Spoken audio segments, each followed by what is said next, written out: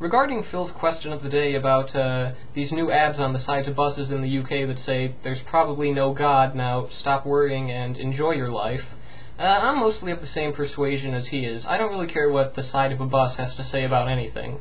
Apparently there are a lot of bus ads in the UK that have God advertisements, but if I saw one that said, "Hey you, be a Christian," I'd be like, no thanks, tried it, didn't work out.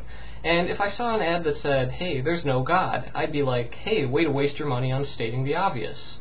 Except maybe it's not a waste of money, because for a lot of people this might not be so obvious. I think the way they phrased it is interesting.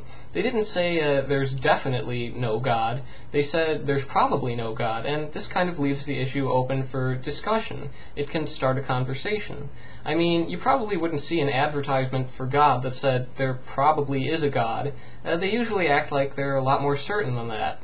And I also like that they said stop worrying and enjoy your life, because it introduces the concept that life can be enjoyed without God. And this is another thing that may not have occurred to some people before. Some people really do think that a life lived without God is somehow incomplete, that everyone has a God-shaped hole in their heart that needs to be filled in by religion, but that's clearly not the case.